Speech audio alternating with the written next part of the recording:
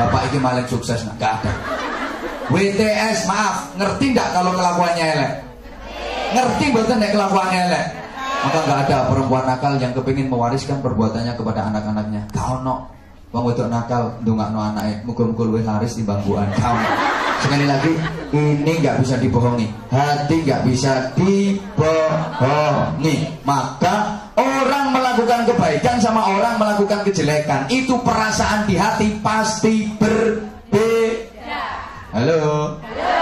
Nek nglakoni apik mesti ning ati tenang, bahagia. Nek nglakoni elek mesti ning ati gelisah. Ibu, Mbak. Kita celuk ibu apa tak celuk Mbak? Oke. Oh, adik.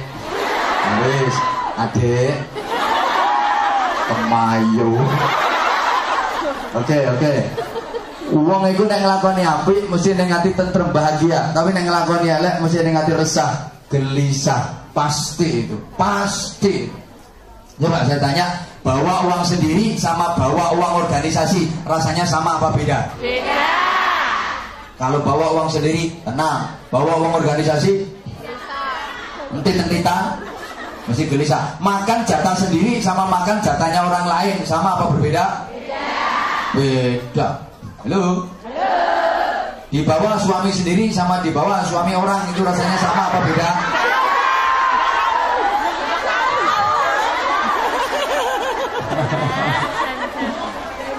Halo. Jangankan manusia, kucing saja ngelakoni apik karo ngelakoni elek itu sikapnya berbeda. Perhatikan kucing, kalau yang dilakukan baik pasti dia tenang. Kucing makan pindang dikasih majikan. Saya bukan bermaksud membanding-bandingkan majikan dengan sampean. Jangan terlalu sensitif, Pak. Ada kucing dikasih pindang sama majikannya, resmi itu milik dia, di tempat biasa dia makan, pasti tenang dia makan. Mesti anteng, mangan iso khusyuk, ngalang-ngali sholatnya sampean. Karena sampean sholat gak pernah khusyuk. Lah wong enak-enak ruko diceluk majikan kewakilan dia. Sholat dengan majikan itu penting majikan.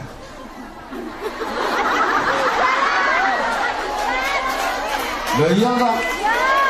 Pokoknya aku kapan diundang ning Hongkong itu pasti saya sampaikan itu. Orang kok buka rahasia mau kenyataannya yang ngono tenang. Kadang sholat yang delik-delik. Lha tak dongano muga-muga le majikan sing apik kabeh. Muga-muga sampeyan dadi majikan, majikannya dadi sampeyan.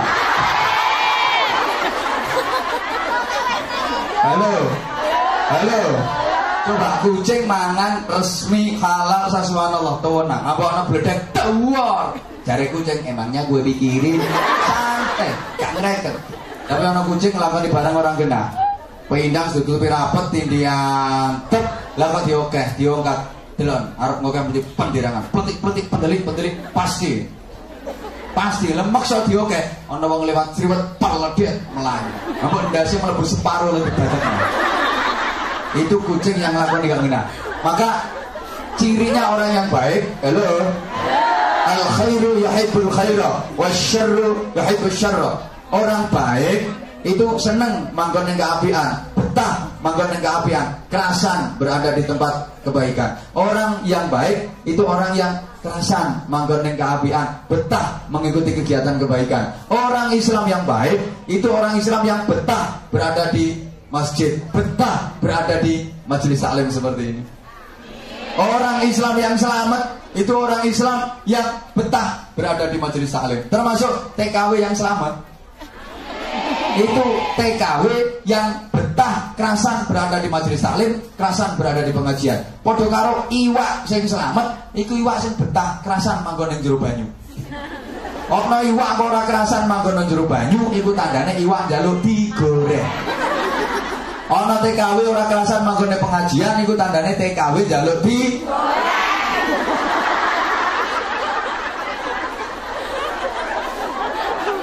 Ini kata Pak Konsul Kajari tadi kan akar 63 itu nggak bertambah.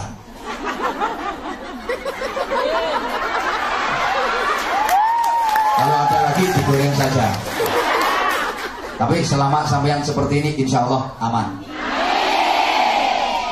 Tapi nggak mungkin zaman seperti ini terus, nggak mungkin. Apa sama janji akan seperti ini terus? Di kamar mandi? Ya enggak, artinya dalam kehidupan keseharian subhanallah ajining rogo sarono. Insya Allah kalau pakaian-pakaian kayak gini kan Anda kelihatan lebih cantik. Benar. Semakin terhormat, anggun, berwibawa dan tidak mudah digoda oleh lanangan. Ya iya. Emang bener yang kalau saya ngaji di daerah Indonesia sana tak sampai no dadi wong wedok supaya selamat coro jajan tiru lemper Nogosari rukun aman gak dirubung laler soalnya bungkusan rapet ojo tiru bingkang wis sudah melowek bisa dirubung laler. Bener, rata-rata kasus-kasus pemerkosaan yang terjadi yang ada itu kesalahan dari pihak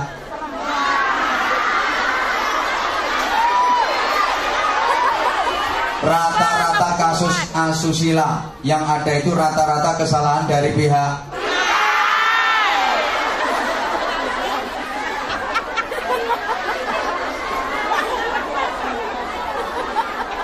salahnya pakaian merangsang, menantang, bikin tegang. Kan sekarang mode kan pakaian dalam jadi pakaian luar, mentok ngetok bawah pakai bupati buka paha tinggi roket daukur mepet selakangan atas sekwilda menampakkan sekitar wilayah belian pakaiannya itu kayak gini seret ya Allah sini Bromo sini Galunggung putu ya Allah saya itu udah kadung dipanggil kiai boh kiai temen boh enggak tapi udah kadung dipanggil kiai itu saya rodok no lah sering kelihatan kayak gitu ya Allah bener kula niku lek ngertos ngoten niku Masya Allah yo seneng jadi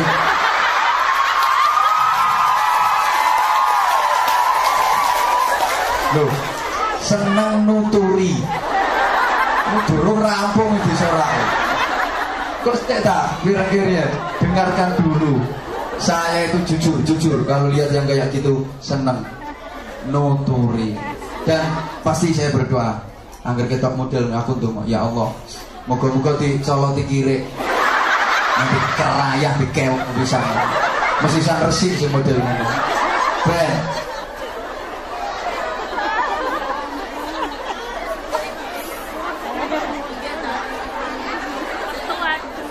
Halo. Hati, fuadun. Ya, sekarang saya kirim pemahamannya. Tak kirim pemahamannya, bisa Mbak? Tak kirim pemahamannya dulu. Kolbu tadi di mana? Kolbu tadi di mana? Rupanya cerdas. Tak potongan tapi cerdas. Informasi yang masuk ke otak manusia itu sumbernya dari mana? Otak mana? Informasi yang masuk ke otak kita itu sumbernya dari mata dan telinga. Dari mata dan apa yang dilihat mata, apa yang didengar telinga masuk ke dalam otak. Ditimbang-timbang oleh otak, kemudian turun ke hati, tertanam di hati, muncul secara spontan jadi perilaku. Saya ulang.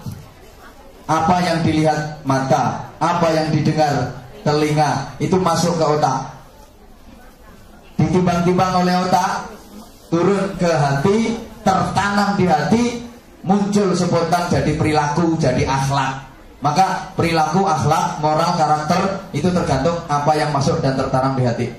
Kalau yang masuk dan tertanam di hati baik, maka muncul jadi perilaku baik. Tapi kalau yang masuk dan tertanam di hati jelek, muncul jadi perilaku gampangannya guys. Contoh seperti sering saya sampaikan, ketika kita bersin diucapkan apa? Alhamdulillah. Itu karena memang yang masuk dan tertanam di hati kita Allah. Maka begitu spontan keluar alhamdulillah, yang diucapkan pasti baik. Tapi maaf, kadang kan ada orang yang bersin itu yang diucapkan bukan alhamdulillah, bukan menyebut nama Allah, tapi malah nama-nama makanan. Wakeh ngono. Bakso, soto, es teh, ada wajib. Itu maaf, berarti yang masuk dan tertanam di hatinya adalah departemen perbadokan. Ini spontan kok, spontan, bener spontan. Iya, kita lagi jalan, kaki terantuk batu, sikil kesandung batu, jebret, innalillah, masya Allah, ya Allah. Ini memang yang masuk dan tertanam di hati kita Allah, maka metune apik. Tapi kadang ada orang yang lagi jalan kesandung jebret, yang diucapkan malah nama-nama binatang. Pokoknya kewan sikil papat yang metu kabeh. Itu berarti kelakuannya kelakuan binatang. Oh no, wedok bisa melakukan asu, ya Allah. Kesandung jebret, jarang, ya. Itu berarti wataknya watak jarang. Itu ini mau itu jarang persis. Polanya kaya jarang, gidrang-gidrangnya kaya jarang, rambutnya ya kaya jarang. Halo, nguyuh ya kaya jarang. Mau panjang jarang. Sorry. Ini sekali lagi karakter. Maka otak, hati harus dilatih dengan ucapan yang baik. Halo. Iki mudun diawasi. Kau berpaling dariku. Otak, hati harus dilatih. Latihannya dengan ucapan-ucapan yang baik. Bukankah ucapan yang baik itu menentukan akhir hayat seseorang? Man kana akhiru kalamihi la ilaha illallah dakhalal jannah. Barang siapa yang akhir ucapannya di dunia itu adalah kalimat tauhid, la ilaha illallah, maka dia akan masuk surga. Ucapan menentukan. Maka tolong perhatikan, ada satu ungkapan, ada satu dalil yang sering juga saya pakai, cuma belum saya sampaikan ke sampean. I hear, I forget. I see, I understand. I go, I remember. Balane nek gak iso. Gak bisa diulang siaran radio soal. Halo. Sami'na fanasina. I hear, I forget. Rati reken kok. Tak angen-angen kok kaya wong bento. Saya dengar, saya lupa. Oi. Pergi. Capek lu gue. I hear, I forget. Saya dengar, saya lupa. Sesuatu itu kalau cuma didengar mudah terlupakan. Saya ulang. Sesuatu itu kalau cuma didengar mudah terlupakan. Biasanya ngaji juga begitu. Ngaji ku nek cuma ngaji kuping, iku sing sering mlebu kuping tengen, metu kuping tengen. Metu kuping kiwa lumayan. Isih masuk ana labete. Ini mendal. Jadi masuk kuping kanan, keluar lagi kuping kanan. Mendal. Maka jangan hanya pakai telinga. Sesuatu yang hanya berdasarkan telinga itu sering salah faham dan sering menimbulkan faham yang salah. Kan banyak fitnah itu gara-gara bisik-bisik tetangga. Gak harus tetangga. Gara-gara ini. Halo. Maka terusannya I see, I understand. Ya, tiba-tiba kau gede-gedein dulu. Enggak tahu kalau di belakang saya banyak orang-orang besar. Mana tahu saya takut besar apanya? Ya besar orangnya. Saya lihat, saya mengerti. Mbak, ngomong ada ngrungokno sampeyan ra ngrungokno aku. Saya lihat, saya mengerti. Kalau dilihat itu lebih mudah dimengerti daripada sekedar didengar. Artinya pengaruh dari melihat itu lebih kuat daripada Saya ulang. Mbak, nang lu Mbak aja omong apa, Mbak? Oh, yang wong arek-arek gak nyawang aku terus nyawang sampean. Iya, kuning sampean sampean gawe wedak ning aku ora. Nanti aslinya aku wis gosong ini iki. Iya, meskipun gosong tapi alhamdulillah banyak juga yang ngelokno aku ireng. Saya lihat, saya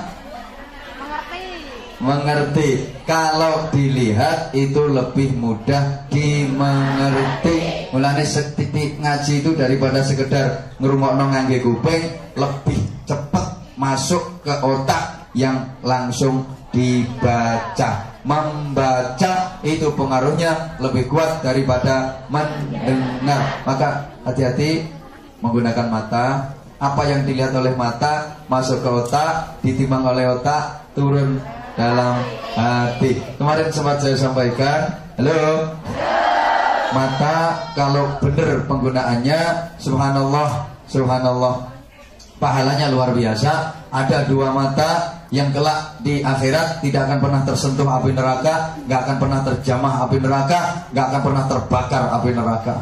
Kalau penggunaan mata itu baik. Satu, mata yang sering digunakan untuk menangis karena takut kepada Allah, menangis karena menyesali dosa yang pernah diperbuat. Dua, mata yang digunakan untuk melihat dan menyaksikan kebesaran Allah SWT, diambil hikmahnya. Juga mata yang digunakan untuk baca Quran, baca kitab, baca buku-buku ilmu yang manfaat. Pokoknya mata yang digunakan untuk melek ngaji kayak ini, mulanya yang ngaji melek. Halo?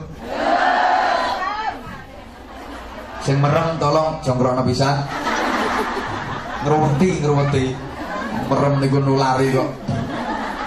Yang paling kuat adalah I remember. Saya kerjakan, saya teringat. Saya ulang. Saya kerjakan, saya teringat. Perilaku lahir itu pasti membekas ke dalam batin.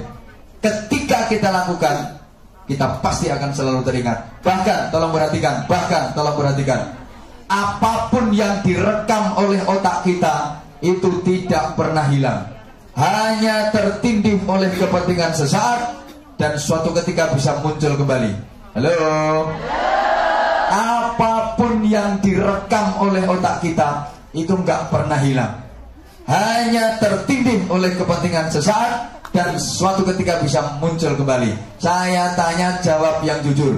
Mbak yang hadir di sini dulu pernah naksir seseorang? Pernah naksir seseorang?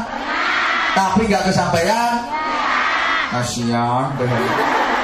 Saya juga pernah, jujur.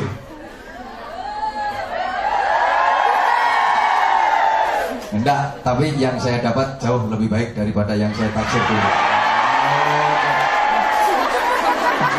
Halo sayangnya.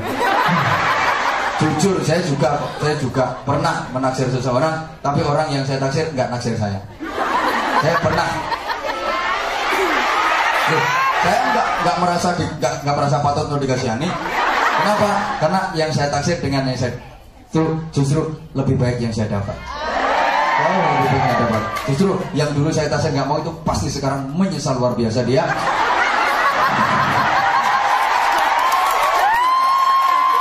Loh, jujur, namanya orang dalam urusan itu saya pernah dikecewakan. Mengecewakan apalagi.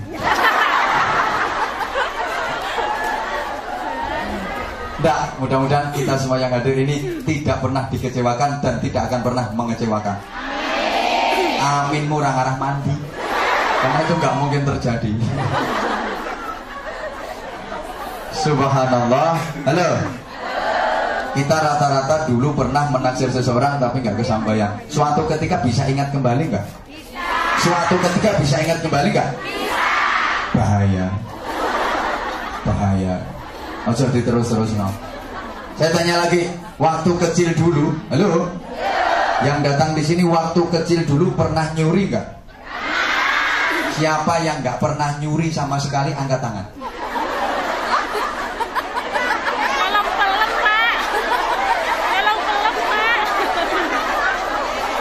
Siapa yang nggak pernah nyuri angkat tangan? Waktu kecil dulu. Pak Hari dulu pernah nyuri. Orang sekarang jadi konsul-konsul di KBRI itu dulu kecilnya pasti pernah nyuri. Wah, aku biar tahu kok. Lu jujur toh? Pernah. Nyuri apa? Rahasia. Nanti nyeritakno kenakalannya nggak ditiru bocah-bocah. Subhanallah, pernah. Yang mbok saiki kok iso dadi kiai aku dhewe ra gunung ya. Pernah. Dan satu ketika pasti itu akan muncul kembali, ingat kembali. Maka hati-hati memasukkan informasi ke otak kita. Hati-hati, harus dilatih dengan pertama ucapan yang baik. Falyaqul khairan aw liyasmut. Ucapkan yang baik. Kalau nggak bisa mengucapkan yang baik, lebih baik diam. Halo. Jemaah sekalian yang saya hormati rahimakumullah. Falyaqul khairan. Ucapkan yang baik. Ucapan yang baik itu ucapan yang manfaat. Ucapan yang manfaat dan diperlukan. Kalau nggak manfaat, nggak diperlukan, nggak usah ngucap, nggak usah ngomong. Ngone kakean malah salah. Coba yang punya anak. Misalnya ketika zaman punya anak nakal, yang zaman ucapkan apa? Bocah kurang ajar. Ngono to? Hei. Bocah kok nakal, bocah kok kurang ajar, anak nakal, anak kurang ajar. Dengan sampean ucapkan anak nakal, anak kurang ajar, kira-kira nakalnya, kurang ajarnya waras napa mboten? Malah dadi. Malah nemen padha karo sampean dongakno. Anak kurang ajar. Pas ana malaikat amin. Anak kurang ajar temen iku dongane sampean. Apalagi ibu-ibu ku biasanya rada merawat ning anak. Ibu-ibu iki lho. Rada merawasno, sing wis ibu, sing mbak belum. Yang sudah ibu biasanya merawasno. Kenapa? Marah sama suami, mantul sama suami, gak berani, akhirnya anak sing dimusuh. Itu rahasia perempuan seperti itu memang. Yang wong lanang mantul gak wani, anak sing dimusuh. Subhanallah. Kadang anak bocah kualat, ya Allah, kena kualat teman mandi ucapannya sampean dhewe. Lah nek anak sampean kualat berarti sampean mbok-mbokane. Nah, sampean meteng iku berarti gembel wong. Sampean manak nguweden kuwi yang ngetokno wong. Nah, sampean gerangane wong kualat. Jangan seperti itu. Coba ketika anak nakal sampean astagfirullah, subhanallah, ya Allah, kira-kira jadi marah enggak? Hah? Gak kira ana wong marah karo zikir. Ketok anak kok subhanallah. Yakin gak mungkin. Gak mungkin jadi marah. Wis sampeyan nggo sapu ya, nggo sapu. Kadang mbok seblek anakmu. Misale wis Yus pokoknya sing apil lah, apa subhanallah, apa Allahu Akbar. Nek Allahu Akbar kok kaya ate nglawan setan ya sampeyan. Ya ojo terlalu Allahu Akbar lah. Niku kaya tani arep mateni wong kafir ae. Lha nek nganten anyar. Nganten anyar gak apa-apa. Dalam kamar Allahu Akbar. Biar mertua dengar wah lagi sholat. Allahu Akbar. Dipikir sholat padahal ya sholat. Ya, padahal sholat gitu. Lah nek musuh anak ya Allahu Akbar. Ya Allah. Astagfirullah, subhanallah. Andaikan itu memukulnya bukan karena nafsu. Andaikan terpaksa kok nyebles tenang, itu nyeblesnya bukan karena nafsu dan tidak ditunggangi setan. Karena setan gak mungkin barengi wong sing zikir. Iya, andaikan terjadi. Tapi insya Allah ketika yang kita ucapkan astagfirullah, masya Allah, ya Allah, mungkin jadi marah. Gak mungkin jadi marah. Saya ngomong-ngomong, marah itu boleh apa enggak? Marah itu boleh apa enggak? Boleh. Oke, kalau boleh tolong tunjukkan saya perda mana yang memperbolehkan orang marah. Perda mana yang memperbolehkan orang marah? Halo? Kalau ayat Quran ayatnya mana? Kalau hadis hadisnya yang mana? Saya kepengen tahu. Tegas iya, kalau marah enggak. Yang ada itu wal kadhiminal ghaidha wal 'afina 'anil nas. Kan seperti itu. Orang yang bertakwa itu siapa sih? Orang yang mampu menahan amarahnya dan mudah memaafkan orang lain. Ya, Niku ayatnya wasari'u ila maghfiratin min rabbikum wa jannatin 'arduha as-samawati wal ardu u'iddat lil muttaqin. Siapa itu muttaqin?